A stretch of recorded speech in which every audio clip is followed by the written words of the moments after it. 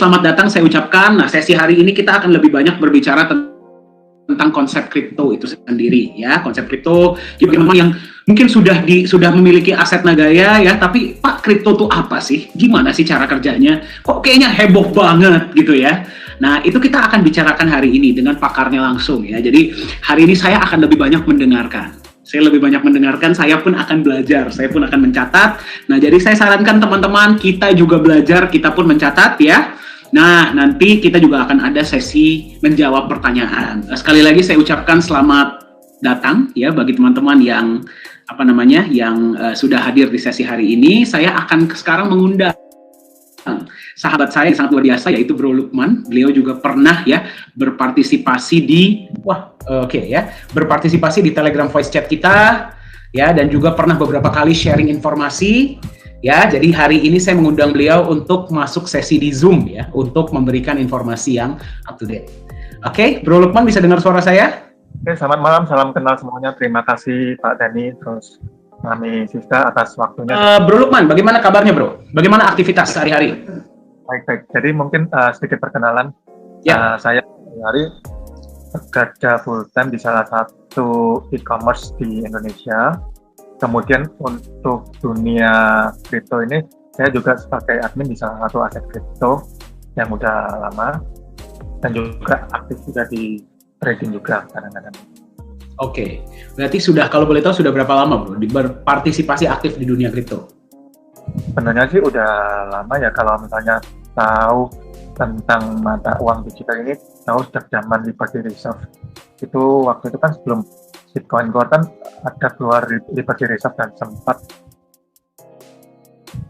diblok sama pemerintah Amerika ya akhirnya ya. Nah sampai akhirnya setelah itu muncul namanya Bitcoin. Itu. Berarti bahkan dari sebelum Bitcoin itu ada ya, Bro ya? Wow. Oke.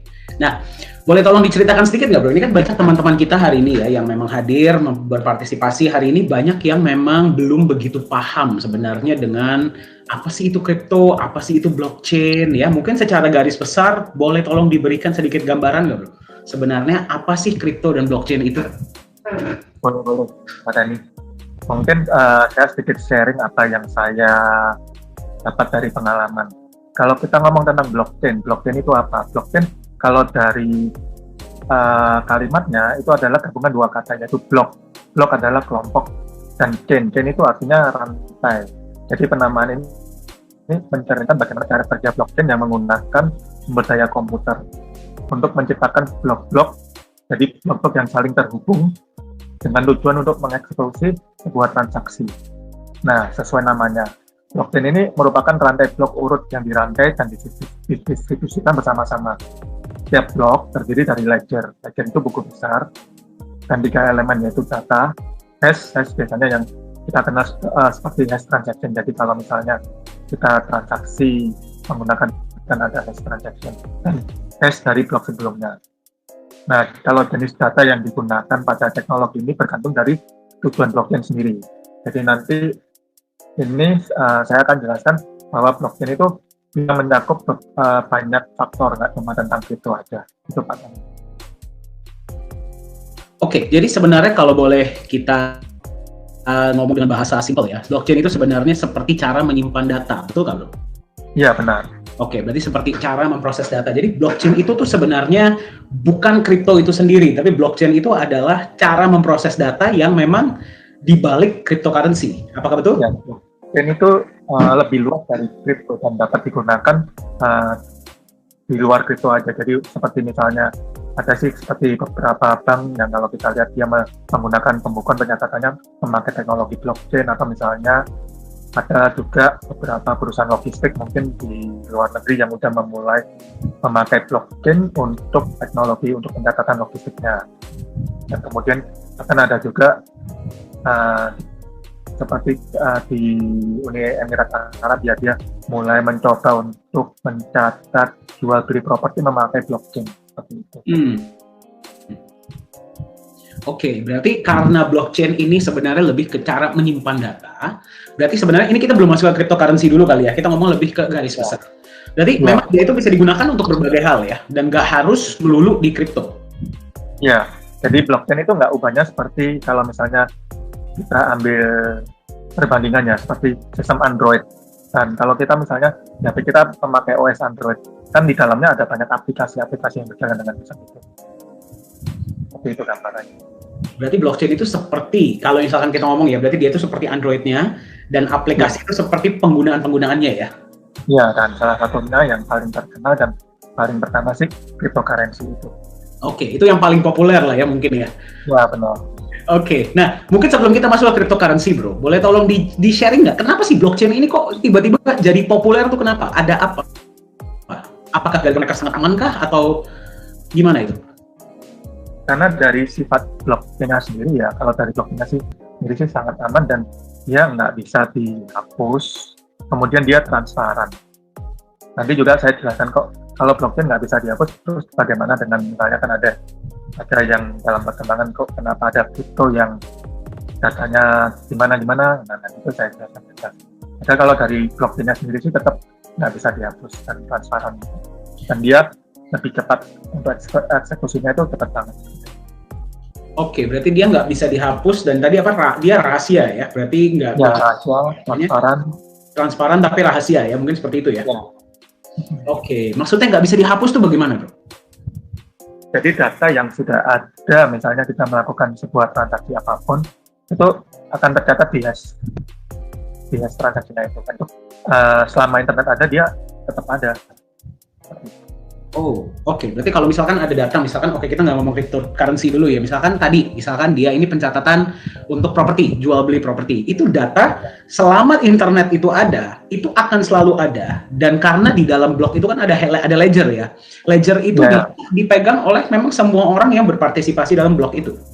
Iya, benar. Ya. Oke. Tapi mereka nggak bisa tahu itu siapa sama siapa, namanya siapa sama siapa itu nggak ada yang bisa tahu ya? Ya, cuma tahu seperti hash transaction-nya ya. Oke, mereka cuma tahu hash transaksinya aja, tapi siapa ke siapanya itu juga mereka nggak akan bisa tahu ya. Dan itu juga salah satu kelebihannya bersifat rahasia juga. Jadi dia bebas tapi rahasia, kesampingan. Oke, berarti tidak bisa dihapus dan kemudian mereka itu rahasia. Nah, ada juga yang mengatakan bahwa blockchain ini tidak bisa dipalsukan. Apakah betul, bro? Iya benar. Jadi yang tadi kan ketika kita melakukan transaksi, dia kan udah tercatat. Jadi hampir pasti nggak bisa dipalsukan dan susah dihack karena kalau itu dia kan sebuah sistem rangkaian. Jadi kalau misalnya mau ngehacknya itu kurang lebih harus menguasai sampai kurang lebih 51% dari semua sistem rangkaian, dan sistem rangkaian itu mengikuti dari awal. Jadi kalau misalnya orang yang mau ngehack itu harus tahu dari awal blok pertamanya. Itu gambaran simpelnya ya. Oke. Berarti kalau misalkan memang karena kan yang pegang itu kan semua ya, istilahnya semua yang ada di dalam situ, berarti kalau memang mereka mau temper atau mau rubah, itu berarti memang mereka harus menguasai 51% dari pemegang data itu berarti. Ya, dari pertama juga. Oh, karena harus ada persetujuan dari mayoritas, betul ya bro ya? Kalau memang mau ada perubahan. Oh, dan itu harus terjadi benar-benar 51% itu secara bersamaan? Iya, benar. Oh, itulah kenapa berarti nggak bisa ditemper ya bro ya? Ya, jadi sulit banget, hampir susah banget. Karena bayangkan kalau misalkan yang megang datanya 100 juta orang gitu kan misalkan, nah dia harus mengakses minimal 50 juta tambah 1 orang kan. Itu dan secara bersamaan, dan kalau komputer itu tersebar seluruh dunia itu gimana caranya ya? Betul, Pak. Oke, jadi gara-gara itulah blockchain itu sebagai sistem penyimpanan data itu sangat populer. Apakah gara-gara itu? Populer, sangat aman, nggak bisa dihapus, dan ini salah satu kelebihannya kenapa dari blockchain sejak 10 tahun lalu sampai sekarang itu beberapa pemerintah dunia itu berusaha untuk menghapus atau gimana, tapi tetap stay kan, ya tetap eksis sampai saat ini. Nggak mau dihapus pun nggak bisa ya berarti ya? Wow. Oke. Berarti jadi bagi teman-teman yang sedang menyaksikan ya, ini keren banget kita ngomong tentang blockchain. Blockchain itu populer kenapa? Gara-gara dia tidak bisa dihapus, dia tidak bisa dipalsukan, ya karena sangat sulit, hampir mustahil, ya, dan juga memang dia itu transparan tapi rahasia, betul ya Bro Lukman ya? Iya benar. Oke, nah sekarang pengaplikasiannya dalam cryptocurrency sendiri itu bagaimana Bro? Kok bisa dia itu dimulai? Apa tujuannya? kenapa dibuat cryptocurrency, boleh tolong diceritain nggak? Jadi pada awalnya sih kebetulan Bitcoin itu diciptakan dengan menggunakan teknologi blockchain, dan teknologi blockchain mungkin pertama kali itu dia untuk pemakaiannya itu dia menggunakan Bitcoin. Bitcoin ini dijadikan sebagai mata uang virtual yang memungkinkan masyarakat melakukan transaksi finansial secara langsung dengan tanpa batas negara seperti itu, dan memudahkan untuk transaksi. Jadi sebenarnya kalau gambaran singkat saya itu, cryptocurrency itu adalah sebuah blockchain yang dimonetisasi. Jadi data-data itu diperdagangkan seperti itu, dibuat nilai ekonomisnya seperti itu. Oke, blockchain yang diperdagangkan, blockchain yang dimonetisasi, itu keren banget sih, monetasi ya. Itu maksudnya gimana tuh? Maksudnya kalau misalkan pertama kali yang dibuat itu kan Bitcoin tuh. Nah, itu apakah memang tujuannya itu untuk menguangkan atau mengkomersilkan blockchain atau bagaimana tuh? Itu menarik. Jadi kalau dari awalnya yang kita tangkap dari berita-berita, memang untuk pencipta Bitcoin ini kan anonim ya, dan dia tujuannya mungkin pada waktu itu untuk memudahkan para gamers untuk melakukan transaksi di game, karena kan gamers itu waktu itu kan gamers online kan ada di berbagai belahan dunia, dan itu untuk memudahkan transaksi secara cepat, dan diciptakanlah teknologi Bitcoin di atas blockchain ini seperti itu. Oh, berarti Bitcoin itu pertama kali dibuat untuk gamers sih, ya? Saya baru tahu malah. Menarik.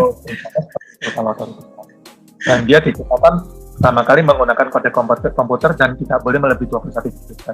Jadi dari 21 juta ini nanti akan diperebutkan. Jadi lama-lama monetisasinya di mana? Dia tetap menggunakan sistem seperti ekonomi dari supply and demand seperti itu. Kalau misalnya semakin banyak demand-nya, otomatis kan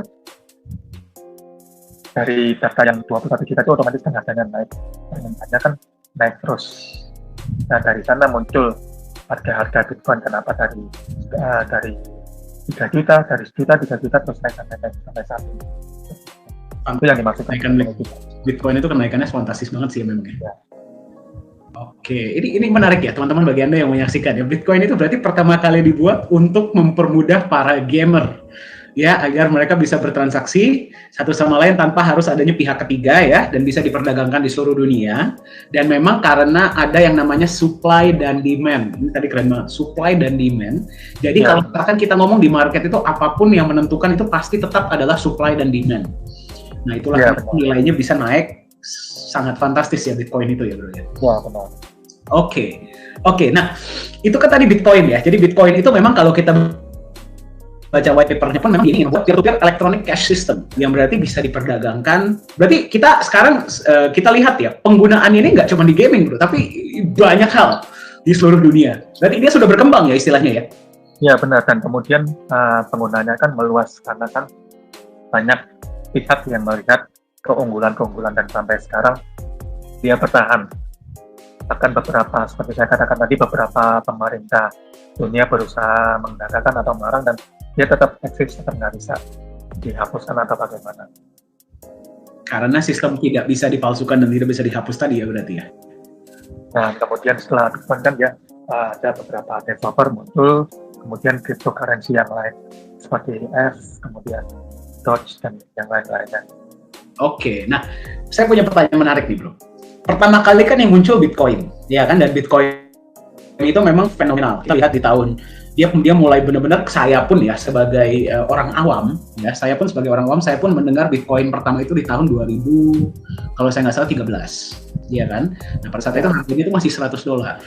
Nah itu saya pas melihat, saya bilang wah ini kok keren banget, dan mulailah muncul koin-koin lainnya. Itu gimana caranya koin lain kok bisa muncul dari Bitcoin? Misalkan yang pertama tuh kan Ethereum, terus Litecoin, itu ya. Itu gimana tuh caranya bisa dari Bitcoin kok bisa jadi koin-koin lainnya, bro? Boleh tolong di-sharing? Sebenarnya bukan koin lain muncul dari Bitcoin, tapi koin lain dia developernya juga menguasai teknologi blockchain di balik itu. Seperti saya bilang tadi, kalau kita perbandingan, mungkin pertama ada sedikit banget aplikasi di Android. Jadi kita ibaratkan blockchain itu seperti Android. mungkin di awal-awal sedikit banget orang yang menguasai Android dan bikin aplikasi-aplikasi di atas Android. Nah, sama seperti halnya itu. Pertama kali yang mengenal teknologi blockchain adalah developernya Bitcoin yang identitasnya anonim. Kemudian beberapa developer juga menguasai dan mereka mulai meng-create seperti Ethereum, kemudian Doge dan yang lain-lainnya. Oke, berarti karena mereka itu, padahal sebenarnya kalau teknologinya Bitcoin itu katanya benar ya bro, itu adalah teknologi lama, betul ya? Teknologi lama yang digabungkan. Dan mereka kuasai itu, jadilah ya aset-aset kripto yang lainnya. Boleh tolong di-sharing nggak bro, pengembangannya itu sendiri dalam dunia kripto bagaimana? Pengembangannya sih dalam dunia kripto sih bisa maju ya kalau kita lihat, mungkin kita langsung ngomong potensi kripto ke depan ya. Ya. Kita lihat selalu berkembang karena kita lihat kalau dari 2-3 tahun lalu mulai muncul DeFi atau Decentralized Finance. Kemudian ada juga Smart Chain, di mana pada awalnya kalau orang mau transaksi Bitcoin dia harus menggunakan exchange itu centralized exchange, atau misalnya perlu exchanger yang maksudnya exchanger yang berfungsi sebagai pihak ketiga. Namun dalam perkembangannya muncul namanya DEX itu decentralized exchange. Jadi orang bisa langsung menukarkan koin satu dengan koin lain secara langsung. Oke, berarti ada DeFi, ada DEX. DeFi Ya, itu kemudian decentralized, DEX itu decentralized exchange. Ya, kemudian muncul lagi seperti yang lagi hype sekarang, NFT, langsung gitu. Oke, berarti memang sekarang pengembangannya itu sudah dalam banyak wujud ya? Ya, dan kalau kita lihat juga ada juga untuk penggunaan realnya, bahkan ini penggunaan realnya kembali ke tujuan Bitcoin awal mungkin yang dikenal dengan GameFi atau NFT game NFT seperti itu. Oke, berarti memang sekarang pengembangan itu ada banyak wujud ya. Nah, mungkin ya. Poin aja nih bro ya. Bagaimana sih potensi kedepannya untuk kripto itu sendiri? Kira-kira menurut Bro Lukman yang memang pengamat dan memang praktisi di dalam dunianya. Kalau saya bilang sih makin bagus, makin meluas, karena kan seperti kita lihat dalam 1 tahun terakhir ini banyak orang-orang hebat di dunia ini yang mulai berkecimpung dalam Bitcoin. Seperti kita lihat orang-orang kaya di dunia mulai masuk, di mana mereka membuat beritanya semakin terangkat dan makin banyak orang makin mengenal cryptocurrency, nggak cuma Bitcoin ini aja. Dan kemudian muncul banyak developer, banyak juga perusahaan-perusahaan real yang memakai teknologi cryptocurrency dan blockchain ini juga. Jadi kedepannya semakin bagus dan bisa digunakan untuk kehidupan real ya, untuk fungsi realnya. Oke, berarti potensi akan tambah baik ya, karena memang banyak publik figur ya yang memang sudah mulai menyuarakan support mereka terhadap kripto, dan ini akan mulai digunakan untuk dunia real. Nah, itu apakah sudah kejadian atau belum kira-kira bro? Sudah ada, dan mungkin kedepannya akan semakin berkembang, semakin canggih sih. Oke, berarti sudah ada ya, salah satu contohnya mungkin El Salvador gitu ya. Ya, ada juga mungkin dalam di depan dia, kalau yang saya sebutkan tadi dalam bidang game ya, seperti GameFi, ada juga blockchain yang sudah terkenal dari negara tetangga kita, Vietnam, itu dia dari tahun 2019 atau 2020 ya, dan dia hype banget. Oke, baik. Nah, bagi teman-teman yang sedang menyaksikan, kalau memang ada pertanyaan mengenai kripto, silahkan gunakan fitur chat ya. Kita akan coba diskusikan beberapa, nanti kita akan jawab beberapa pertanyaan-pertanyaan yang muncul. Ya, jadi kayaknya seru banget nih bro, soalnya banyak yang memperhatikan ya, dan bukan cuma di sini, tapi juga di grup keluarga besar ya. Jadi, oke, saya langsung masuk ke ini nih bro, topik yang memang sekarang sedang hot ya, di luar sana. Ini kan sekarang nih kripto ini banyak yang bermasalah juga. Ya kan, banyak kripto-kripto yang ujung-ujungnya nggak perform lah dan sebagainya. Boleh di-share nggak bro, dari sudut pandang Bro Lukman yang memang berada di dalam dunianya, ini kira-kira apa sih tantangan-tantangan utama yang dihadapi agar kripto ini bisa mewujudkan visi utama dari si Satoshi ini? Nah ya benar, karena semakin berkembangnya kripto dan semakin banyak developer yang mengenal teknologi kripto, ada banyak tantangan dari cryptocurrency ini. Seperti pertama, yang kita lihat terlalu volatile sebagai alat tukar. Harga itu, kalau misalnya kita ikuti harga cryptocurrency, kadang hari ini bisa naik 100%, besok bisa turun 90% seperti itu. atau misalnya turun 50% turun lagi. Jadi volatilitasnya terlalu tajam seperti itu pertama. Dan kedua banyak juga karena semakin banyak orang yang menguasai teknologinya dan tujuan dari developer itu menciptakan kripto ini tujuannya apa? Mungkin dia ada tujuan untuk mengumpulkan dana dengan cepat. Jadi kebanyakan mereka ujung-ujungnya tidak perform, tidak sesuai dengan apa yang mereka plankan seperti itu. Oke, tadi sempat keputus Bro Lukman ya, tapi yang saya tangkap yang pertama itu tantangan utama itu berarti yang pertama volatilitas. Itu ya, benar. Parah banget memang ya di dunia kripto itu ya. Sehari bisa naik 100%, bisa juga turun 100%. Turun 90% sih. Kalau yang nggak kuat jantungnya mendingan jangan deh trading ya. Memang trading itu seru sih, bisa make money tiap hari, tapi kalau kata Pak Yohanes Chandra di CEO Nagaya, kalau jantungnya nggak kuat mendingan jangan, bahaya. Ya. Nah, tadi ada poin penting Bro, ada poin yang menarik tentang pengumpulan dana. Itu ada yang mereka mengumpulkan proyeknya tiba-tiba nggak jalan, mungkin karena manajemen yang kurang baik, atau memang dari awal niatnya sudah kurang baik gitu loh. Nah itu boleh tolong di-sharing nggak Bro? Kemungkinan besar sih ada juga yang memang tujuannya nggak baik sih. Jadi kita juga harus pandai-pandai untuk memilih developernya bagaimana.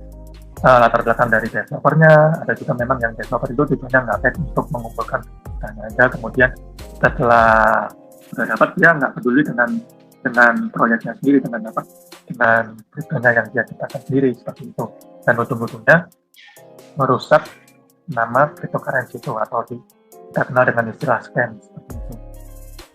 Iya. Berarti ya dia kumpulin dana mungkin gara-gara ini, kita ngomong mungkin yang memang gagal ya, kita nggak usah ngomong yang scam dulu, kita ngomong yang gagal. Mereka mungkin ngumpulin dana tapi mungkin kalkulasinya kurang baik atau bagaimana, tiba-tiba proyeknya nggak jalan. Itu ada nggak Bro yang seperti itu? Ada juga, kadang ada juga yang seperti itu. Ada yang mungkin proyeknya nggak jalan atau gimana, atau dari plan-plannya gagal dieksekusi seperti itu sih. Oke, kalau memang sampai benar-benar mereka melakukan seperti itu ya, mereka kumpulkan dana, sudah jalan nih, koin sudah masuk market nih ya, dan yang mereka kumpulkan itu dananya nggak cukup, apakah ada pertanggungjawaban dari pihak developernya atau dari pihak exchangernya Bro, kepada yang sudah memberikan dana? Kalau yang saya tahu, hampir 90% sih nggak ada, karena kan ketika mereka udah lepas di market exchanger, mereka seperti ini ya, seperti mengatakan untuk orang-orang yang mempunyai kripto mereka itu bebas, mereka bisa lepas di exchanger seperti itu. Bahkan ada juga yang bahkan jeleknya sampai exchanger itu mendelis koin mereka seperti itu. Oh, jadi paling banter ya di delisting sama exchanger, sudah selesai gitu ya berarti. Oke, karena sebenarnya memang mereka itu sebenarnya nggak ada pertanggungjawaban untuk melakukan itu ya Bro ya. Kalau sampai gagal proyeknya ya sorry gitu loh misalnya. Ya benar. Oke, jadi mungkin sebelum kita masuk ke yang scam ya, itu nanti dulu lah ya. Saya punya pertanyaan menarik nih. Berarti masuk exchanger, sebuah aset itu masuk ke exchanger, apakah itu sebuah jaminan bahwa aset tersebut pasti bagus? Kalau saya bilang nggak sama sekali.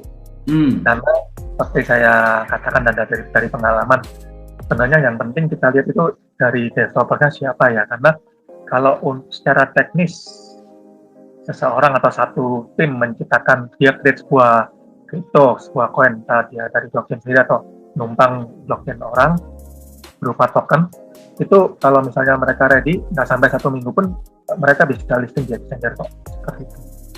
Oke, wah berarti ini tadi ada poin menarik nih Bro. Tadi ini saya simpulkan dulu ya. Berarti masuk ke exchanger itu tidak merupakan sebuah jaminan. Ya benar. Oke. Nah, tadi Bro Lukman sempat menyebut tentang token. Nah, ini saya tertarik nih. Berarti sebenarnya proses pembuatan sebuah token itu bagaimana sih? Berapa lama perlunya dan modalnya berapa? Bagaimana prosesnya untuk bisa masuk ke exchanger? Mungkin boleh di-sharing nggak Bro? Oh ya, jadi kalau mungkin saya jelaskan dulu bedanya antara token dan koin. Koin adalah sebuah koin yang dimana developernya menguasai teknologi blockchain dan mereka menciptakan blockchain sendiri. Jadi blockchainnya itu dia nggak numpang di blockchain yang blockchain coin yang sudah ada Dan kalau untuk token, dia menumpang di koin-koin yang di blockchain, koin-koin yang udah ada seperti Ethereum. Dia menciptakan peluang bagi orang-orang untuk membuat token di atas Ethereum itu. Kemudian ada seperti Binance yang sekarang lagi rame, seperti itu, ada juga Wave dan lain-lain. Jadi sebenarnya sih kalau untuk membuat sebuah token itu jauh lebih mudah daripada membuat sebuah koin, karena kalau koin lebih perlu untuk pengkodan, menguasai bahasa coding untuk membuat kriptografi seperti itu. Tapi kalau untuk token itu lebih mudah karena dia nggak perlu menguasai coding sampai kriptografi atau gimana, seperti itu. Oke, berarti token itu menumpang ke blockchain lainnya, koin itu dibikin sendiri istilahnya ya. Dan benar-benar yang bikin koin itu berarti memang mereka itu memahami dari kriptografi itu sendiri, betul ya Bro?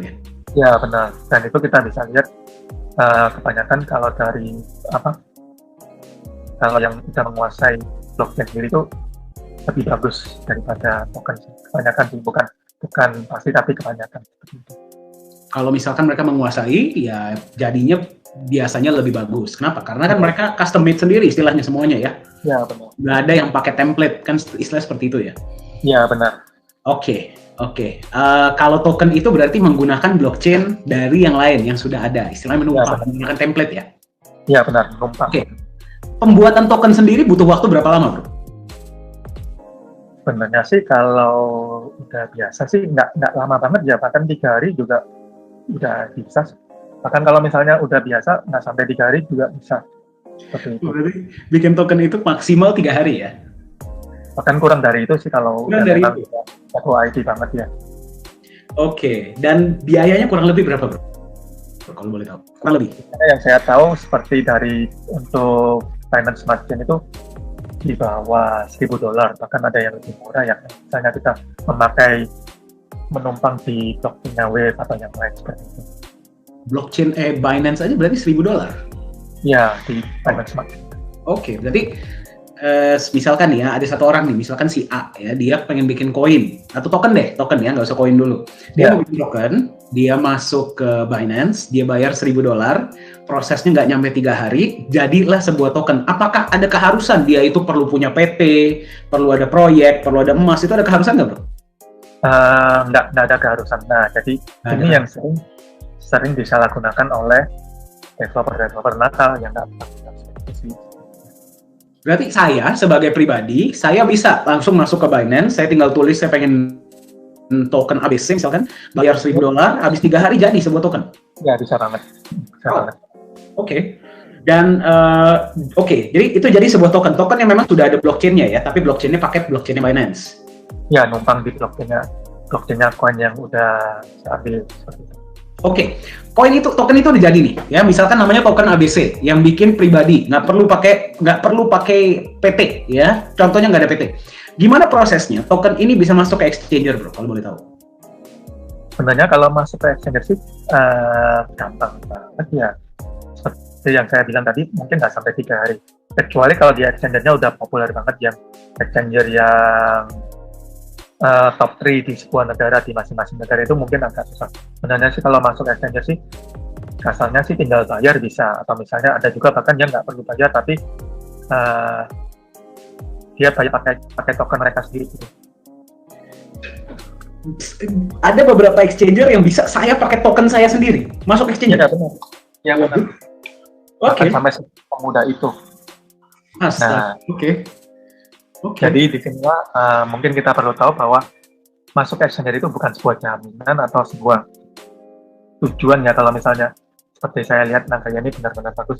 Jadi masuk exchanger ini bukan dijadikan sebuah tujuan, karena banyak token-token yang misalnya kalau kita orang-orang ngomong itu di market itu token-token micin. Dia malah menjadikan masuk exchanger itu sebagai sebuah tujuan untuk melakukan untuk membuat hype seperti itu. Oke, berarti malah justru di istilahnya apa, Bro, token micin? Ya. Oke, nah berarti token micin ini mohon maaf nih, saya harus gunakan kata micin juga ya Bapak Ibu ya, karena kita sedang berbicara tentang kripto ya. Berarti token micin ini mereka bikin 3 hari jadi, biaya cuma nggak nyampe $1.000, Terus kemudian proses masuk ke exchanger, saya nggak ngomong yang top-top banget ya, misalkan yang biasa-biasa gitu. Yang top-top banget pun kita bayar, kasar ngomong ya, kita bayar pakai token kita pun terkadang bisa ya berarti ya? Kalau yang top banget sih, dia agak susah karena dia ada requirement kalau yang top banget. Oke, yang top itu ada requirement-nya ya? Apa volumenya harus berapa, seperti apa, terus harus ada masuk sebelumnya udah ada listing di berapa exchanger. Yang penting mungkin dari volume daily volume. Oke. Misalkan nggak usah masuk ke yang top banget dulu, misalkan masuk ke yang medium dulu lah ya, itu kan lebih mudah ya. Nah, dia masuk, itu berarti itu pun bukan jamin, dan itu pun nggak ada keharusan dia itu perlu punya PT apa, dicek dulu koin itu nggak ada? Nggak. Wow. Kalau yang karena kan dia sistemnya kebanyakan kan sistemnya global dan kebanyakan itu mereka berada di luar juga, jadi kan nggak terlalu susah sih. Oke, beberapa negara yang diregulasi mungkin nggak bisa. Berarti masuk exchanger pun itu tidak ada pengecekan, nggak ada divalidasi dulu, tuh nggak ada? Kecuali yang top banget? Iya, hampir nggak ada. Jadi kalau gampangannya masuk exchanger itu bukan sebuah jaminan sih, kalau bagi yang udah ngerti. Karena yang seperti saya bilang tadi, ada juga beberapa developer coin machine itu dia menjadikan masuk exchanger itu sebagai patokan ya, sebagai tujuan. Ya, untuk nge-pump poinnya, nge-pump itu. Oke, nah ini karena kita bicara tentang pump nih ya bro ya, saya pengen nanya nih, saya pengen nanya jujur. Sebenarnya volume transaksi itu bisa dipercaya sih bro? Itu sih kalau misalnya kita udah biasa dan udah lama banget ya di dunia itu volume transaksi sih hampir pasti sih nggak terlalu bisa dipercaya juga, karena ada yang namanya juga market maker itu, bahkan kalau misalnya ini mungkin rahasia umum juga, market maker itu ada juga beberapa exchanger yang biasa itu malah dia menyediakan market maker seperti itu. Dia sediakan market maker exchanger? Ya, market maker itu jadi untuk meningkatkan volume transaksi di sebuah market ya. Jadi mungkin dia buy sell karena kan untuk menghitung volume kan berapa yang buy, berapa yang sell. Jadi volume transaksinya akan berapa seperti itu. Berarti ini tolong perbaiki saya ya bro, saya agak sedikit kaget nih ya.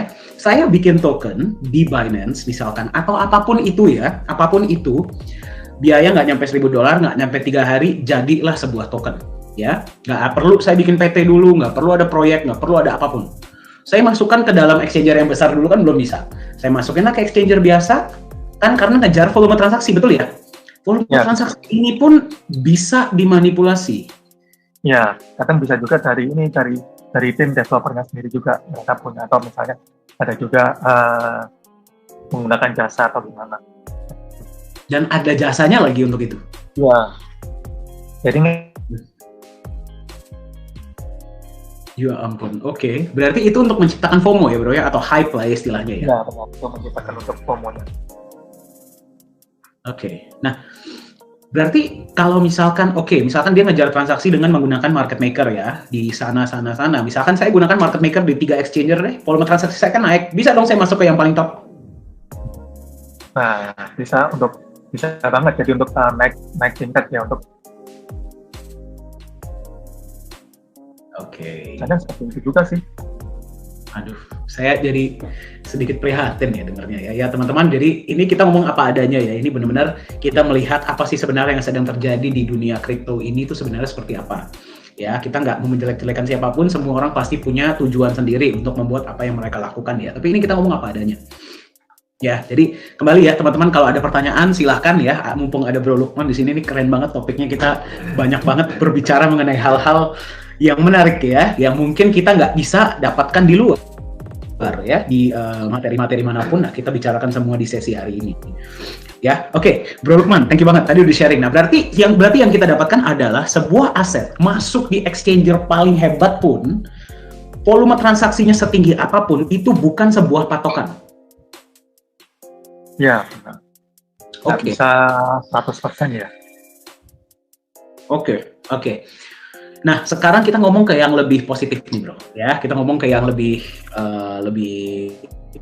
mendunia lah ya, agar teman-teman karena di sini bisa bermanfaat. Kalau begitu, apa yang bisa kita jadikan patokan untuk menentukan bahwa aset ini boleh nih kita pegang untuk waktu yang panjang? Kalau saya lihat, sharing nggak dulu?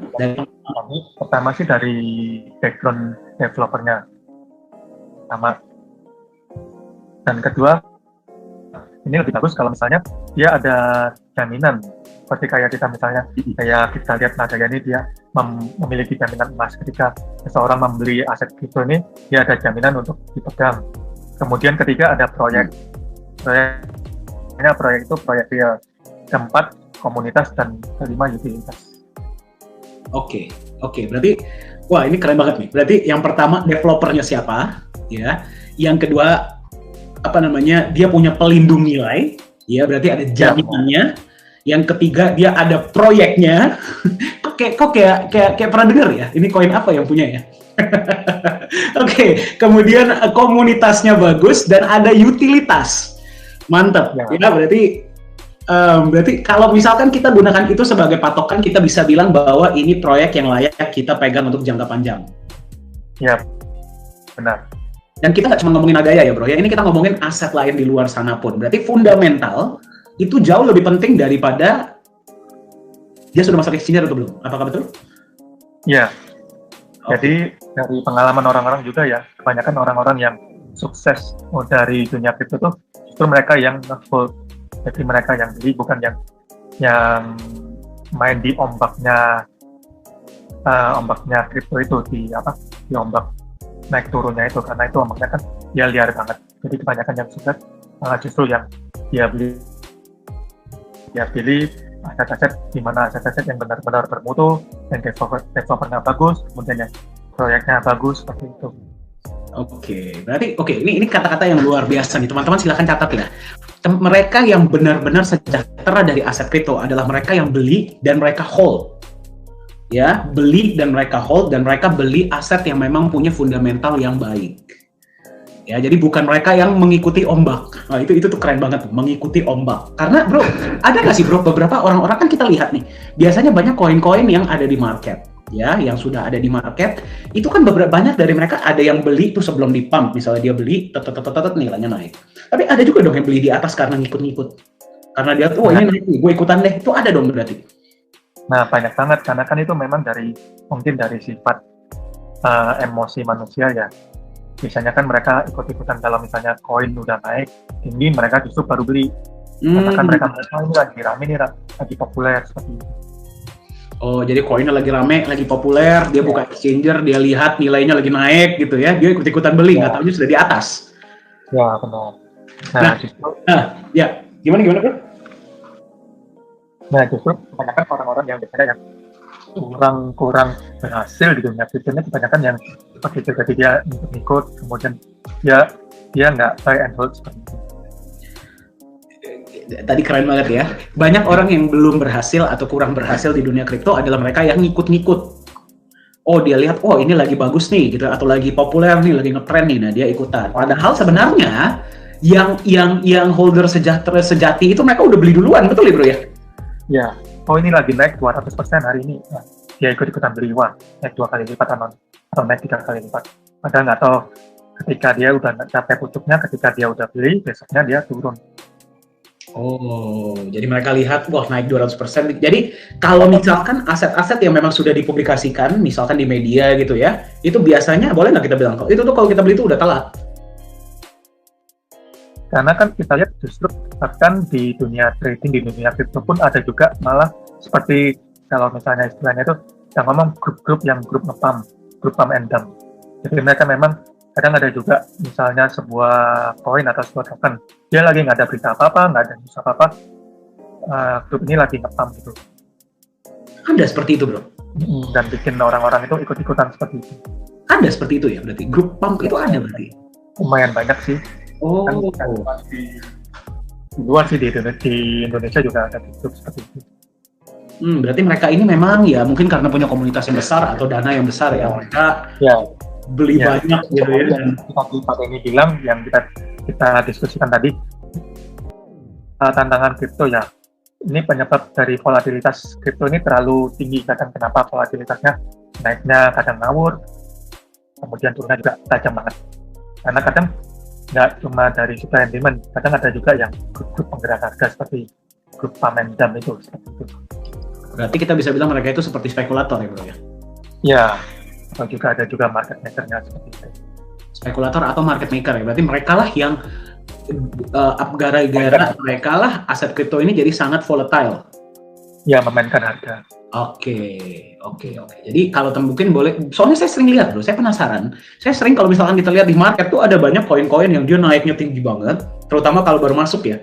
Naiknya tinggi banget, terus abis itu turun, abis itu tiarap, dia nggak bisa bangun lagi. Ya, kemudian kalau udah tiarap, ditendang dan di-delist dari exchange-nya, jadi nilai ekonomisnya nggak ada karena orang udah nggak bisa transaksi jual.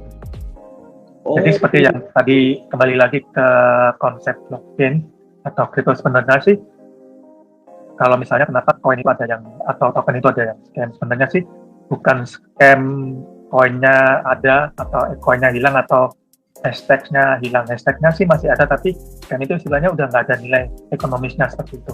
Udah nggak ada harganya untuk diperjualbelikan. Oke.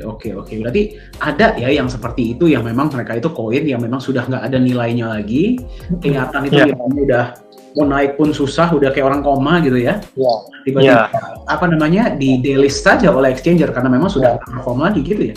Ya, tapi kalau misalnya mungkin ada teman-teman yang tanya, loh tadi katanya teknologi blockchain itu nggak bisa dihapus. Memang kalau dari teknologinya nggak bisa dihapus, datanya itu masih ada. Kalau misalnya mau ngecek di hashtag-nya, itu masih ada. Mungkin web pencatat hashtag-nya mungkin hilang. Tapi kalau misalnya yang jago IT mau ngecek, tetap ada, tapi tetap nggak ada gunanya karena udah nggak ada nilainya. Tapi mungkin istilahnya lebih tepat scam secara ekonominya ya, nilai ekonomisnya.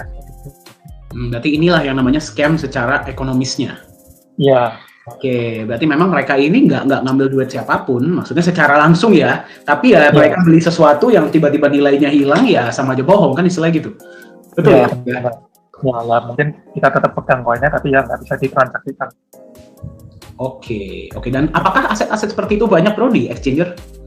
Banyak banget, kan dia udah masuk exchanger atau misalnya dia udah masuk web untuk lister seperti yang terkenal seperti CoinMarketCap, CoinGecko, itu banyak banget sih. Jadi sebuah koin mereka udah masuk exchanger atau mereka udah listing di tempat lister seperti CoinMarketCap atau CoinGecko itu nggak menjadi sebuah jaminan, karena dari pengalaman dan dari kenyataan sampai fakta sampai saat ini banyak kok yang ujung-ujungnya juga nggak ada harganya gitu, atau scam secara ekonomis. Oke, berarti, nah ini menarik ya, karena tadi ada pertanyaan juga bro dari teman-teman kita nih, pertanyaan sudah mulai banyak yang masuk. Jadi teman-teman silahkan ya, kalau ada yang mau ditanyakan silahkan gunakan fitur chat, kita diskusi ya, mungkin sekitar beberapa pertanyaan. Nah tadi ada yang bertanya, Pak Lukman, saya mau bertanya dong, banyak teman-teman saya yang bilang, kalau aset sudah masuk di coinmarketcap.com, itu berarti sudah pasti koin itu bagus. Apakah benar Pak? Nah, kalau yang saya bilang tadi, itu sih nggak selalu benar, karena kalau misalnya kita tinggal googling aja ya, misalnya CoinMarketCap terus pasti inaktif, itu akan banyak keluar konten yang udah listing di CoinMarketCap dan mereka inaktif dalam artian mereka udah nggak ada tempat untuk listing di exchanger, kemudian bahkan mereka udah nggak bisa di track API-nya seperti itu sih. Oke, berarti ada juga ya bro, kalau kita masuk ke CMC itu ada list aset-aset yang memang inaktif istilahnya. Ya, banyak banget sih. Jadi nggak sebuah ini. Oke, nah berarti mungkin boleh tolong di-sharing nggak bro, sebenarnya apa sih kriteria untuk masuk CoinMarketCap sendiri itu? Kalau kriteria untuk masuk CoinMarketCap sih sebenarnya sih tergantung juga ya. Kalau kebanyakan dari CoinMarketCap mereka punya requirement seperti ada webnya, kemudian ada kejelasan supply koinnya berapa atau tokennya berapa, kemudian dari developernya berapa, kemudian ada juga dia udah listing di beberapa exchanger seperti itu. Oke, berarti ada webnya, ada supply-nya jelas, kemudian dia udah listing di beberapa exchanger gitu ya, berarti yang diminta ya? Kembali, apakah ada keharusan dia itu harus punya badan hukum? Nggak ada keharusan. Berarti mereka nggak perlu ada yang meregulasi, siapapun boleh bikin token, siapapun bisa masuk exchanger, siapapun bisa masuk CoinMarketCap. Iya benar, nggak ada keharusan. Karena kan terbukti ada yang coba mungkin Pak Dani bisa Google CoinMarketCap kemudian spasi inaktif. CoinMarketCap spasi inaktif ya, itu teman-teman boleh coba googling ya. CoinMarketCap spasi inaktif itu ada nanti listnya ya. Iya, bukan listnya sih, ada beritanya juga. Jadi banyak banget sih kalau misalnya kita udah ngikuti dari agak lama. Jadi bukan sebuah jaminan kalau misalnya koin udah listing di CoinMarketCap atau CoinGecko, CoinLister atau yang lain seperti itu. Nah, mungkin begini Bro Lukman, kan banyak banget ya teman-teman kita itu yang punya kepercayaan, ya, dan kita nggak bisa nyalain mereka karena memang itulah yang mereka pelajari dan dapatkan. Nah, sebenarnya mitos bahwa CoinMarketCap dan exchanger itu sebuah jaminan tuh datangnya dari mana sih Bro? Dan kenapa itu sangat populer gitu? Kalau saya bilang sih itu mungkin dari kebiasaan umum ya. Kebiasaan, jadi mungkin dari sana kemudian populer karena kebanyakan dari orang trader dia ngeceknya dari sana. Kemudian sebagian besar masyarakat di dunia kripto ini dia melakukan ceknya dari sana. Kemudian untuk transaksinya jual belinya kan kebanyakan kan tujuan mereka kan ujung-ujungnya mencari profit. Jadi mereka membeli koin itu cuma ujung-ujungnya mencari profit atau mencari mencari FOMO-nya seperti itu. Jadi mereka ngecek mereka mau masuk di mana, baru mau masuk di exchanger ini, kemudian mereka beli di sini di sana. Seperti itu sih umumnya. Oh, berarti lebih ke common practice kali ya, karena memang itu yang banyak dilakukan, ya semua orang ngikutin. Oke, keren ya. Jadi teman-teman, tadi mungkin yang kita dapatkan, exchanger dan CoinMarketCap itu bukan sebuah patokan. Kita nggak bilang exchanger, koin-koin yang ada di exchanger dan di CoinMarketCap itu pasti jelek. Tidak, kita nggak bilang seperti itu ya. Tapi kita bilang, sudah masuk pun itu bukan sebuah patokan bahwa koin ini sudah pasti bagus. Oke, ya, benar. Oke, Pak Lukman, ini ada pertanyaan yang sedikit subjektif ya. Jadi tolong dijelaskan, di-sharing sedikit nih. Ini ada dari salah satu pemegang kita. Ya, oke. Selamat malam Bro Lukman. Saya mau tanya bagaimana menurut Bro Lukman tentang Nagaya. Mohon penjelasannya, terima kasih. Kalau saya lihat dari Nagaya, pertama saya lihat developernya, saya udah kenal lama dan mungkin kita lihat mereka menguasai untuk teknologinya sendiri, mereka menguasai karena mereka create blockchain-nya sendiri, kemudian dari semuanya lah, dari sistemnya mereka juga oke. Kemudian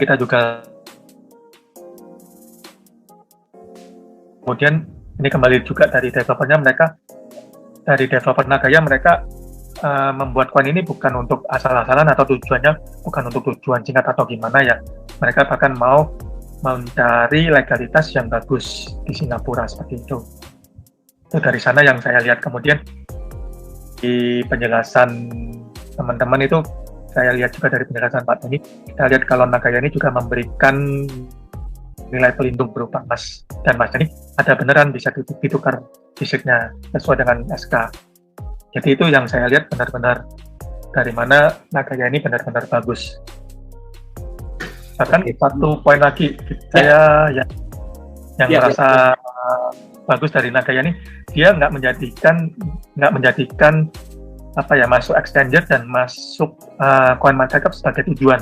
Jadi nggak ngikut-ngikut seperti koin-koin lain. Jadi dia nggak mau tujuannya buru-buru masuk exchanger atau masuk CoinMarketCap atau apa. Ya tujuannya sama seperti yang lain. Seperti itu sih. Karena memang nggak ada keharusan masuk CoinMarketCap itu berapa lama, masuk exchanger itu berapa lama setelah koin itu berdiri. Oke, berarti tidak ada keharusan bahwa sebuah koin yang sudah dibuat berapa lama itu harus langsung masuk CMC atau harus langsung masuk, itu nggak ada keharusan, nggak ada peraturannya ya? Ya benar. Oke, dan tadi saya rangkum dikit ya. Berarti yang pertama, Bro Lukman ini kenal langsung dengan developernya ya. Nah, saya pun pernah berjumpa dengan beliau, pernah bertemu dengan Bu Siska, dengan Pak Yohanes Chandra ya. Jadi kenal langsung dengan developernya. Dan tahulah integritas beliau seperti apa. Ya. Terus yang kedua, legalitasnya ya Bro Lukman ya di Singapura. Nah, ini sebuah pertanyaan yang saya pengen tahu nih. Ya. Nagaya ini kan legalitas di Singapura. Ya. Apakah ada keharusan bahwa sebuah sebuah aset kripto itu harus memiliki legalitas di negara seperti seketat Singapura? Sebenarnya sih yang tadi kita bahas, sebenarnya sih nggak ada keharusan. Nggak ada keharusan. Nah, ini menjadi sebuah nilai tambah plus, di mana kita lihat developer Nagaya benar-benar sampai dia benar-benar serius mau membuat Nagaya dengan legalitas yang bersifat internasional seperti itu, yang diakui internasional. Karena kita lihat Singapura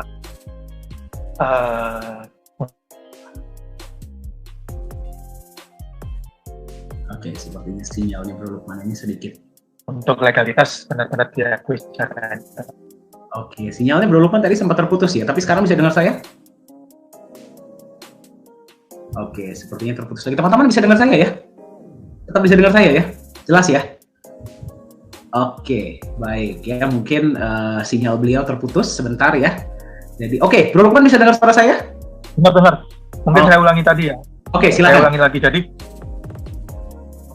Nagaya ini benar-benar sampai benar-benar serius dan dia mencari legalitas yang benar-benar bagus, yaitu di Singapura. Karena kita lihat legalitas Singapura itu diakui internasional seperti itu. Jadi developer Nagaya benar-benar serius mencari sebuah negara di mana legalitasnya diakui secara internasional. Oke, legalitas Singapura ini kita tahu ya diakui secara global. Ya, jadi benar. Nggak sembarangan ya istilahnya bisa dapat legalitas Singapura. Oke, Bro Lukman, ada pertanyaan selanjutnya nih dari teman kita ya. Oke, nah Pak Lukman, saya pengen bertanya, apa cara kita bisa membedakan antara koin dan token di market dan sebaik apa kalau misalkan itu sistemnya adalah koin dibandingkan dengan sistemnya token? Boleh tolong dijelaskan tidak Pak? Terima kasih banyak. Sebenarnya sih kalau misalnya kita lihat di web developer itu ada penjelasan sendiri sih kalau dia misalnya koin atau token seperti itu. Dan ada juga yang awalnya dari token, kemudian dia developer dia mendeveloper koinnya sendiri, itu istilahnya mainnet seperti itu. Jadi sebenarnya sih gampang banget, kita bisa lihat dari penjelasan di web developer masing-masing koin atau token itu kalau dia nih blockchain sendiri atau masih token seperti itu. Oke, berarti bisa langsung lihat di webnya ya, Pak Lukman ya? Ya, biasanya sih ada penjelasan, atau kalau nggak dari Explorer-nya itu juga bisa dilihat kalau dia Explorer-nya numpang di Ethereum atau di mana seperti itu. Oke, berarti Explorer pun bisa dijadikan patokan ya, Bro ya? Ya, jadi Explorer itu seperti AS tracker-nya ya. Oke, ya jadi bagi teman-teman, soalnya sekarang ada beberapa yang sering tanya tuh, Pak, Nagaya smart contract-nya mana? Saya suka bilang, Nagaya ini bukan smart contract. Ya, diceknya di Block Explorer. Nah, jadi Block Explorer itu bisa digunakan sebagai cara untuk melihat ya, koin ini benar koin atau token. Bisa dibedakan berarti ya? Iya. Oke, ya jadi semoga menjawab ya bagi teman-teman yang tadi bertanya. Cara membedakannya bagaimana? Nah, itulah ya, gunakanlah Block Explorer atau baca di dalam white paper-nya atau di website-nya. Di situ itu bisa dilihat. Oke, baik, thank you. Nah, ini ada pertanyaan selanjutnya nih, Bro. Oke, sebentar. Oke, nah, oke. Untuk Pak Lukman, sekarang kan banyak nih robot trading. Biasanya robot trading itu seperti diarahkan pada beberapa jenis aset kripto. Ada nggak kira-kira permainan di situ bahwa developer bot yang melakukan trading justru sudah membeli aset-aset tersebut dan yang akan ditrading oleh bot yang sudah diatur settingan bot tersebut pada jenis aset tertentu. Jadi istilahnya, kalau misalkan kan banyak nih sekarang ya robot-robot trading, apakah ada kemungkinan bahwa itu juga sebuah permainan? Kalau ini mungkin umum ya, karena robot trading itu karena robot trading itu juga banyak sih, tergantung dari ini ya, kalau saya bilang tergantung dari berapa ramainya robot trading itu. Kalau misalnya robotnya udah ramai, mungkin agak susah ya developer untuk memainkan. Tapi kalau misalnya, karena kan biasanya dia di pack dengan exchangernya, dan umumnya sih biasanya sih kalau untuk developer coin dia nggak usah terlalu repot-repot sampai ke robot tradingnya, bisa ke exchange langsung, misalnya bikin market maker atau gimana. Seperti saya bilang tadi sih, dari pengalaman. Oke, jadi ya sebenarnya itu lebih tergantung gitu ya, lebih tergantung dari robotnya itu sendiri, dari asetnya itu sendiri, dan sebagainya. Ya. Nah, ada pertanyaan selanjutnya nih Bro, ini menarik. Pak Lukman, saya ingin bertanya, saya baru-baru ini ditawarkan sebuah aset kripto yang memberikan saya 2% per hari. Ya. Apakah itu sebuah red flag ya bahwa aset kripto ini bisa berjalan di jangka panjang, Pak? Terima kasih banyak. Jadi mungkin kita lebih berbicara ke aset-aset yang banyak tuh kan bro ya, yang ngasih 2% per hari, 3% per hari. Itu gimana sih mekanismenya? Bisa sampai begitu? Soalnya kita akui lah, nggak mungkin ada bisnis yang bisa ngasih 3% per hari.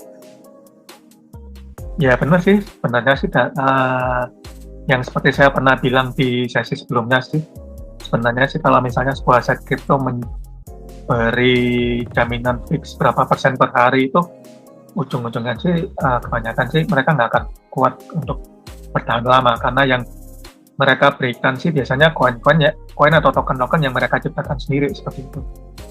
Jadi mereka misalnya Oke, ini menarik. Berarti mereka memberikan juga koin atau token mereka sendiri yang mereka buat dan mereka jadikan itu sebagai persentase. Iya, jadi misalnya dari awal mereka create token, misalnya mereka create 10 juta token, kemudian dari developernya mereka beri alokasi untuk developer berapa, untuk apa berapa, untuk kemudian untuk biaya marketing berapa. Biasanya yang mereka berikan sebagai hasil itu dari alokasi marketing seperti itu. Oke.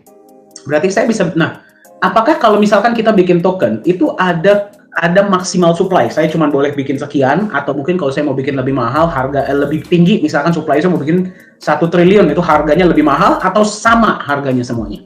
Bro, kalau boleh tahu. Biasanya kalau supply-nya makin banyak, dia harganya semakin kecil, dan itu kan yang biasa dipakai di koin-koin mungkin kan yang kita lihat 0,0001 sekian seperti itu. Justru lebih banyak supply-nya lebih murah harganya? Iya benar. Jadi saya bisa dong misalkan bikin token tadi ya, misalkan saya bikin token ABC nih, saya bikin aja supply-nya 1 triliun misalkan ya. Ya Kan saya bikin, nah saya kasih ayo 1% per hari atau 2% per hari, ya saya kasihnya koin token saya juga kan. Nah orang-orang itu mau beli. Nah, berarti saya akan bilang, oke, kita akan masuk exchanger, misalkan dalam waktu berapa bulan, kembali. Tadi kan nggak ada keharusan nih, iya kan? Ya. Saya masukin aja ke exchanger, kan tinggal bayar, iya kan? Kumpulin volume, masuk ke coin market cap, masuk ke exchanger besar, dan itu semua nggak ada biaya tambahan, karena saya hanya harus bikin 1 kali di awal. Nah, yang itu yang tadi saya bilang kan, kebanyakan justru yang koin-koin yang kita bilang istilahnya nggak semua ya, istilahnya cuma koin-koin mecin itu kebanyakan kan mereka justru menggunakan momentum masuk exchanger atau masuk coin market cap itu sebagai tujuan untuk mempam harganya. Oke, berarti justru exchanger dan exchanger ini ya biasa itu dijadikan momentum ya bro ya, bagi teman-teman. Cepat beli sebelum kita masuk exchanger, harganya nanti naik, seperti itu kali ya. Oh, I see. Nah berarti kita kembali ke yang pertanyaan yang tadi ya bro, 1% per hari, 2% per hari ini. Nah, berarti kalau saya mau uangkan 1%, 2% per hari itu, saya mesti jual koinnya ke market dong? Sorry, putus-putus, Pak. Oke, suara saya kedengeran? Ya, kedengeran. Oke, nah kita kembali ke 1%, 2% yang tadi, bro. Kalau misalkan saya mau uangkan 1%, 2% per hari itu, saya harus jual koinnya ke market dong berarti? Iya, benar. Kalau misalkan nilai koinnya drop, bagaimana? Ya, itu kalau kita bilang itu sih kembali ke resiko yang kita dapatkan. Oke, karena kembali kan koin ini kan maksudnya belum ada fundamentalnya ya. Istilahnya ada fundamentalnya, nah berarti kan sangat rentan. Makanya itulah kenapa bisa bilang nggak bro? Banyak koin-koin itu mereka kumpulin sebanyak-banyaknya sebelum masuk market. Giliran sudah di market, dia lihat harganya di pump, nah dia jual di sana. Ya, dan benar yang Pak Denny bilang, karena memang dia nggak ada proyek realnya yang untuk menghasilkan dari yang dapat menghasilkan sampai 1-2% per hari seperti itu. Proyek real dari developernya apa seperti itu. Dan terkadang mereka nggak kasih lihat itu ya. Ya, dan hampir mustahil kan kalau yang kita tahu bisa dapat sampai proyek real bisa dapat sampai 1-2% per hari seperti itu. Ya, agak susah dibayangkan sih. Saya nggak tahu ya, kalau di sini ada teman-teman yang mungkin punya proyek yang bisa ngasih konsisten ya, 3% per hari, 4% per hari, tolong kenalin ke saya gitu. Saya juga pengen invest. Tapi fix ya, nggak boleh ada rugi. Oke, baik. Jadi tadi ya bagi teman-teman yang bertanya, nah itu berarti yang diberikan itu adalah koinnya, yang notabene kita bisa buat berapapun supply-nya. Ya Betul dari ya, situ Lukman? aja. Waktu awal developer bikinnya itu kebanyakan umumnya. Oke, oke. Jadi teman-teman mungkin boleh lebih perhatikan, ya, lebih diperhatikan ketika diberikan sesuatu itu jangan cuma lihat profitnya saja, ya, jangan cuma lihat profitnya saja, tapi juga perhatikan ya. Coba kita lihat fundamentalnya seperti apa. Kok bisa dapat seperti ini? Kok bisa begini? Kok bisa begini? Ya, jangan hanya kita lakukan hanya karena dia ini sedang populer atau sedang ngetren, gitu kan? Kita kan nggak akan tahu ke depannya seperti apa. Ya karena tren dan popularitas itu, momentum itu kan bisa diciptakan dari developernya. Kadang juga yang seperti saya bilang, kadang bahkan nggak ada momentum, nggak ada news, ada juga kayak grup-grup pump and dump itu yang menciptakan sendiri. Oke, baik ya. Oke, baik. Bro Lukman, ini ada satu pertanyaan yang menarik ya. Kira-kira Bro Lukman dalam waktu 5 sampai 10 tahun ke depan, apakah cryptocurrency itu masih tetap akan ada? Dan kalau masih ada, cryptocurrency yang seperti apa yang akan bertahan? Kalau dari pemikiran simpel saya, persen cryptocurrency masih tetap ada. Oke. Nah kalau yang mana yang akan bertahan, yang pertama yang kembali seperti yang kita lihat, yang fundamentalnya bagus, kemudian yang developernya bagus. Jadi yang tujuan dari developernya memang untuk coin ini untuk dibuat untuk benar-benar untuk jangka panjang dan utilitasnya banyak seperti itu. Oke, berarti koin-koin yang akan bertahan di jangka panjang ya. Mungkin tadi berapa persen, Bro? Sorry tadi sempat kepotong. Berapa persen yang akan tetap bertahan? 90% saya yakin cryptocurrency pasti tetap ada. Oke. Berarti 90% dari mereka akan tetap ada, tapi yang bertahan. Maksudnya untuk cryptocurrency secara umum masih akan tetap ada. Oke, berarti 90% positif cryptocurrency itu masih tetap akan ada ya. Sorry, mohon maaf, saya salah statement. Oke. Nah, tapi yang bertahan seperti apa, Bro? Tadi boleh tolong diulang? Jadi yang bertahan seperti apa, yang kita lihat fundamentalnya bagaimana, kemudian developernya bagaimana, terutama developernya. Kalau kita lihat developernya ini benar-benar bagus, kemudian dia muncul, kemudian proyeknya jelas, seperti itu. Dan tujuannya memang untuk jangka panjang, dan itu akan bertahan lama. Dan kemudian kita lihat dari komunitas yang sudah terbentuk, komunitasnya begitu solid, seperti itu. Oke, berarti mereka yang memang bertahan, cryptocurrency akan tetap ada. Tapi yang bertahan adalah mereka yang tadi ya, seperti yang tadi Bro Lukman bilang itu ada 5 poin. Developernya jelas, ya, ada backupnya, ada proyeknya, komunitasnya bagus, baik ya, dan yang kelima ada utilitasnya. Ya benar. Ya berarti yang bertahan itu boleh dibilang nggak banyak dong, Bro, dari yang ada sekarang. Ya seperti itu sih, nggak banyak. Mungkin itu justru akan muncul banyaknya koin-koin yang micin seperti itu. Oke, dan mereka ini ya koin-koin seperti ini biasanya nggak akan bertahan lama ya. Ya, karena kan kita lihat dari perkembangan, kalau kita tarik 2 tahun lalu itu jumlah total koin yang listing di CoinMarketCap itu sekitar 1.500 sampai 2.000-an. Tapi sekarang itu 11.000 sampai 15.000 mungkin. Karena tambah banyak, saking banyaknya dan saking mudahnya mungkin ya. Dan itu nggak termasuk yang inaktif ya. Yang inaktif kita nggak tahu, banyak banget. Oke, baik ya. Jadi keren ya hari ini sesi kita ya. Kita banyak bicara dan kita ngomongnya benar-benar daging tentang apa yang terjadi di dunia kripto, apa potensinya ya, apa namanya, apa tantangannya. Dan tadi kita juga sempat berbicara tentang konsep Nagaya itu sendiri dan bagaimana. Nah, Bro Lukman, tadi ada yang bertanya nih. Ini mungkin pertanyaan terakhir untuk hari ini ya. Bagi teman-teman yang belum terjawab hari ini pertanyaannya, mohon maaf ya karena keterbatasan waktu. Pertanyaannya seperti ini, Bro Lukman. Kira-kira, menurut pandangan Bro Lukman yang memang sudah lama di dunia kripto, bagaimana potensi Nagaya 5 tahun dari sekarang? Kalau saya lihat sih, potensi Nagaya justru sangat bagus sih, karena kalau misalnya kita lihat 5 tahun ke depan, kita bisa tarik, berarti kan kalau 5 tahun ke depan kita juga tarik kurang lebih 2 tahun ke belakang, dimana mungkin kalau kita lihat 2 tahun lalu Nagaya belum terlalu terkenal, tapi sampai sekarang kalau hari ini berarti 2 tahun ke depan dari 2 tahun lalu kan, dan kita lihat Nagaya begitu semakin populer dan tetap stay itu, tetap bagus, dan itu semakin banyak proyek-proyek berkembangnya. Dan ini saya lihat seperti kurva yang tetap positif, naik positif.